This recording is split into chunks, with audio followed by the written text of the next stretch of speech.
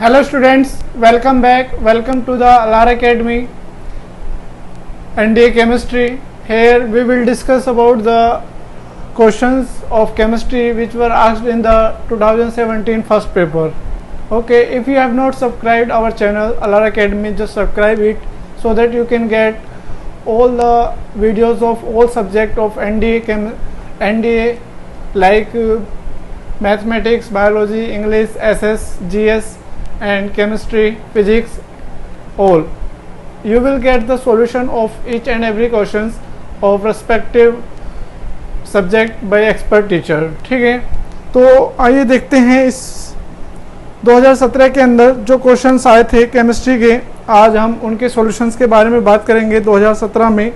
तो इसमें सबसे पहला क्वेश्चन आता है कि जो रदरफोर्ड का अल्फा स्कैटरिंग एक्सपेरिमेंट था, he was responsible for the discovery of, जो रदरफोर्ड का अल्फा स्कैटरिंग एक्सपेरिमेंट था उससे हमने किसकी डिस्कवरी की थी?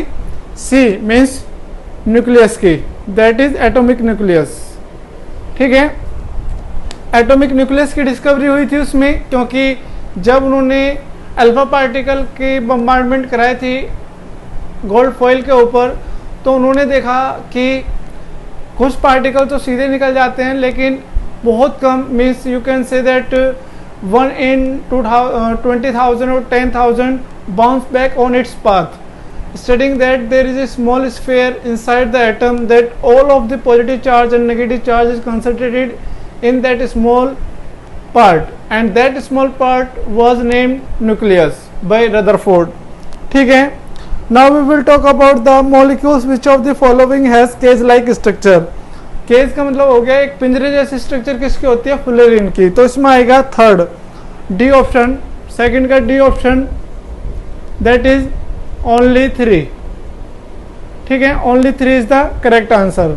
Now we will talk about the, ये आपको याद रखना है, डायमंड की जो स्ट्रक्चर होती है वो ऑक्टाहेड्रल होती है। ठीक है, ग्रेफाइट की जो स्ट्रक्चर होती है उसमें हेक्सागोनल एरे होते हैं, लेकिन जो फ्लोरीन होती है उसकी जो स्ट्रक्चर होती है वो केज लाइक होती है। ठीक है, केज लाइक स्ट्रक्चर होती है।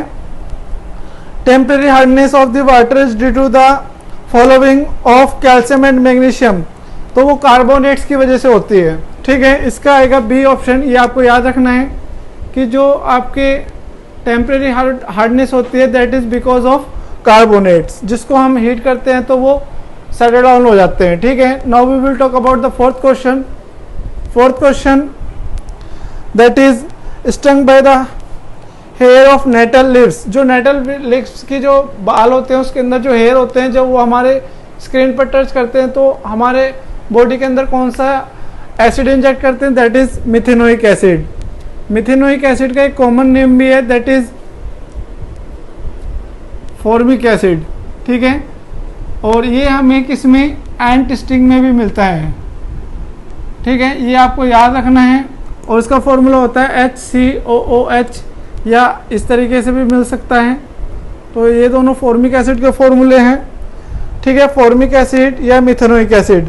तो यहाँ पर फॉर्मिक एसिड दे रखा है, that is B option.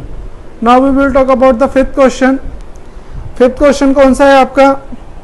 Which of the following element is least reactive with water, तो इसका आएगा ए, दैट इज लिथियम, क्योंकि जो एल्कली मेटल होती हैं उनकी जो रिएक्टिविटी टुवर्ड्स वाटर होती है डाउन द ग्रुप क्या होती है? डिक्रीज होती है down the group.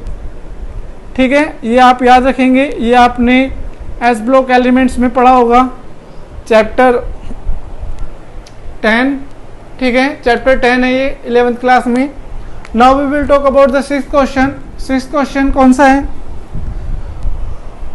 Sixth question है आपका ग्लास इज ए, जो ग्लास होता है वो एक सी ऑप्शन, एक कौन सा होता है? नॉन क्रिस्टलाइन सॉलिड होता है, नॉन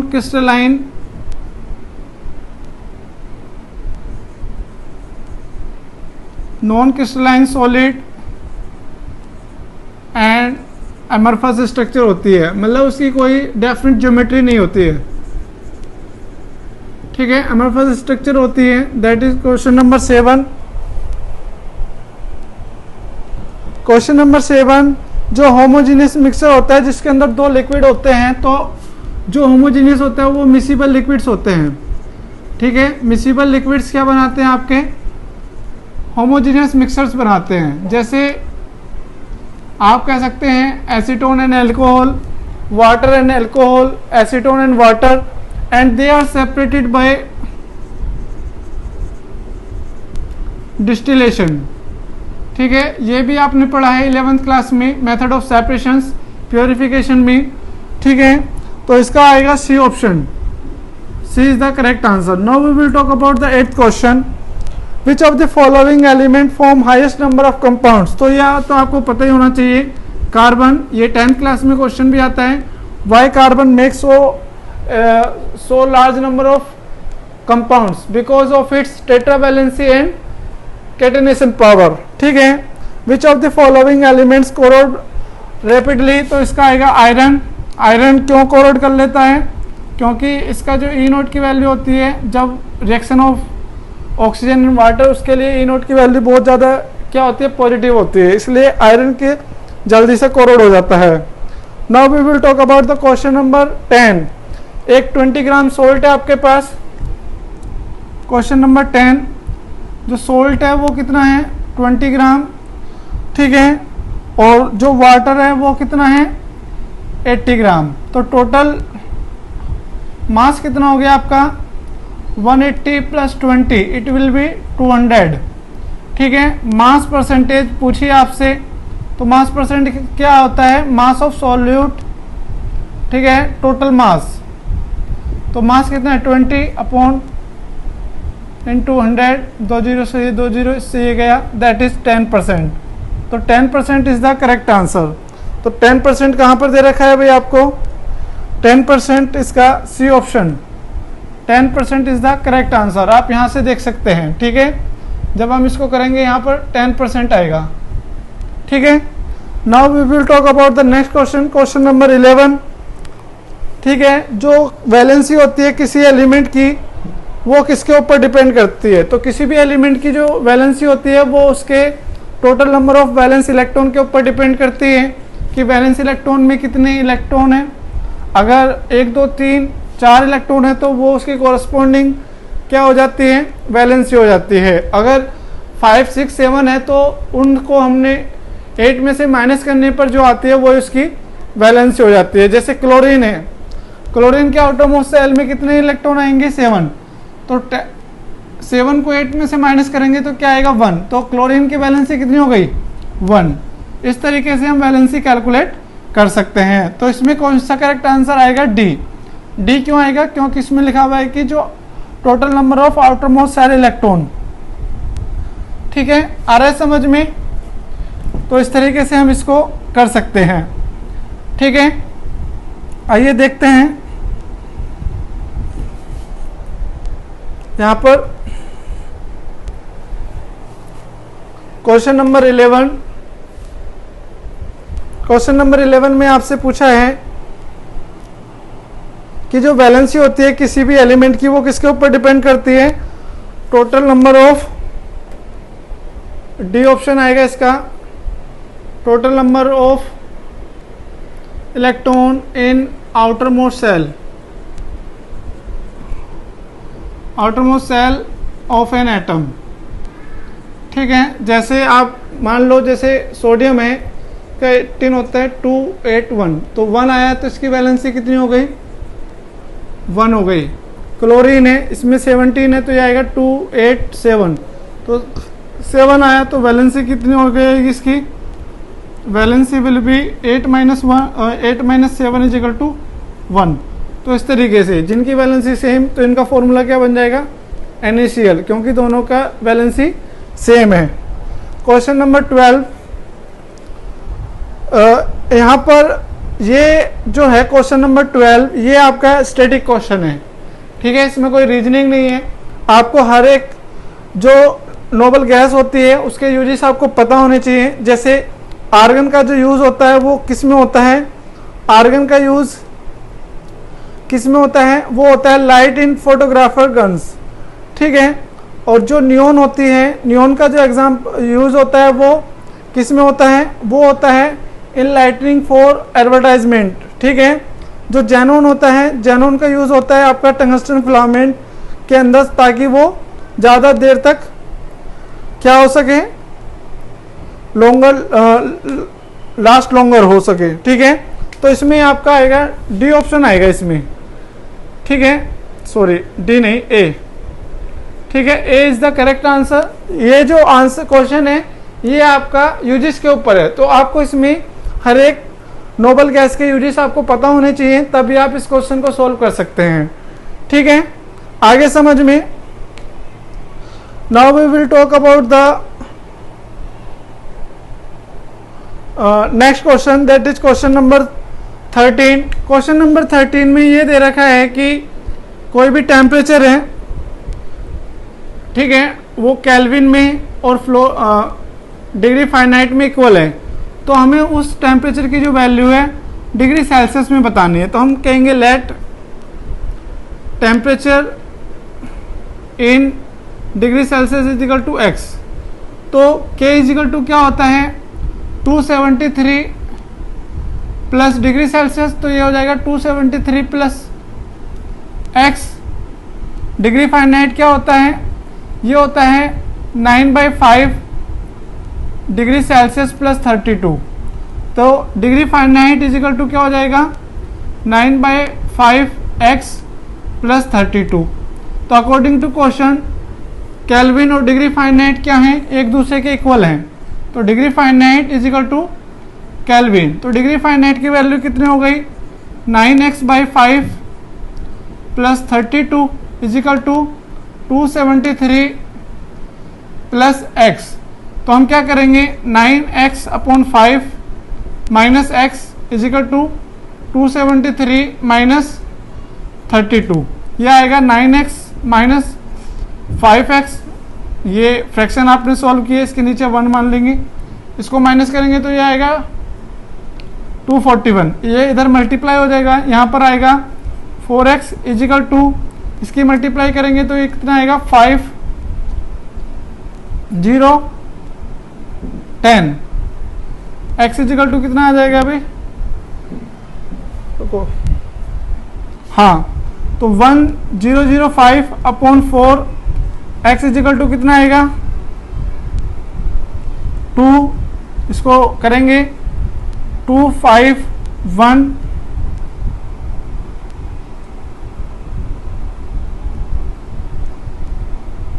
ये क्या हो गया, गलती कर दी क्या, 4x 5 के इधर मल्टीप्लाई करिए 2 20 2 10, सही तो है ये 251 251 डिग्री सेल्सियस आएगा, लेकिन नहीं इसमें तो प्लस x माइनस 32, हाँ सही है। तो इसका जो आएगा डिग्री सेल्सियस में वो 251, नहीं x की वैल्यू इतनी ज़्यादा कहाँ से आ गई, हाँ 251 डिग्री सेल्सियस आएगा। ठीक है, तो अगर आप इसको क्या करेंगे, इसमें आपसे पूछा है केल्विन थर्मामीटर और फारेनहाइट जो होता है दोनों की सेम रीडिंग आती है किसी सैंपल के लिए, तो कॉरस्पॉन्ड रीडिंग आपको डिग्री सेल्सियस में बतानी थी। तो हमने सिमिलर फार्मूले यूज़ किए हैं, एक तो ये वाला फार्मूला यूज़ किया है और एक ये वाला फार्मूला यूज़ किया है, फिर हमने इन दोनों को एक दूसरे के क्या रख दिए, इक्वल रख दिए। ठीक है, ये इधर जाके माइनस में, ये इधर जाके माइनस में। ठीक है, तो 9 - 5 इज इक्वल टू 4x। ठीक है, 4 से इसको डिवाइड करेंगे, यू विल गेट 251। ठीक है, 251 इज द करेक्ट आंसर। ठीक है, आगे समझ में। इसके बाद 251 इसमें है तो नहीं, corresponding reading in A Celsius scale, इसमें से गए 32 माइनस 273, मैंने यहाँ पर क्या लिया था 214 245 0 10 0, ये आएगा, फिर दिक्कत कहाँ हो गई।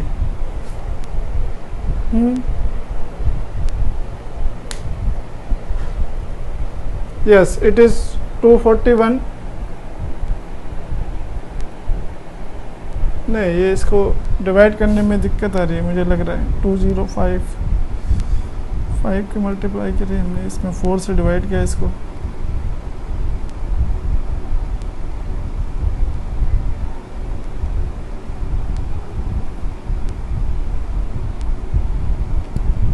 टू 5 हाँ, it is correct. Now we will talk about the next question. Question number 14. What is the radon? Radon क्या होती है? Radon एक कौन सी होती है? इनर्ट गैस होती है, या इसको आप नोबल गैस बोल सकते हैं, इनर्ट गैस या नोबल गैस। तो ये कैसे आता है भाई? आपको पता है कि आपके पास क्या होते हैं, जो 18 ग्रुप होता है वो नोबल गैस ग्रुप होता है, ठीक है। तो 18 ग्रुप में क्या करते हैं हम, उसको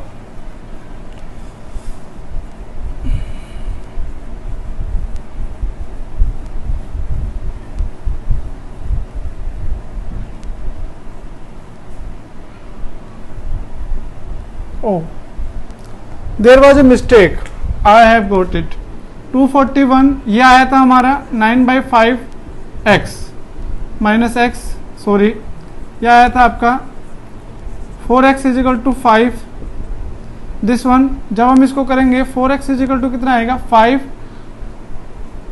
यह आएगा 12, ठीक है। x = क्या हो जाएगा 105/4 and you will get x =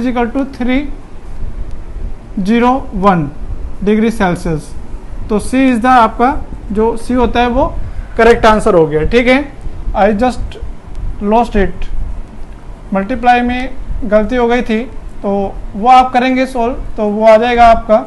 हर एक क्वेश्चन का सॉल्यूशन आपको लिखना है, ठीक है। Now we will talk about the radon. Radon क्या होती है? एक इनर्ट गैस होती है, ठीक है। It is an inert gas, क्योंकि रेडोन के अलावा वो आपको दे सकते हैं helium, neon, argon, krypton, xenon, radon.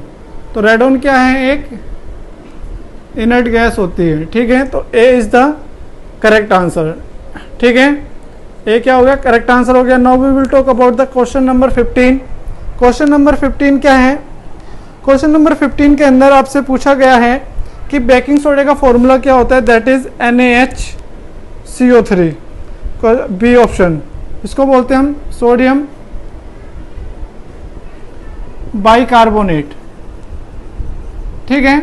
Sodium bicarbonate, it is also baking soda, common name baking soda, chemical name sodium bicarbonate या sodium hydrogen carbonate. Question number 16। Question number 16 आपसे पूछा गया है which of the following element is used as pencil lead. जो pencil lead होती है वो किसकी बनाई जाती है? That is carbon, C option.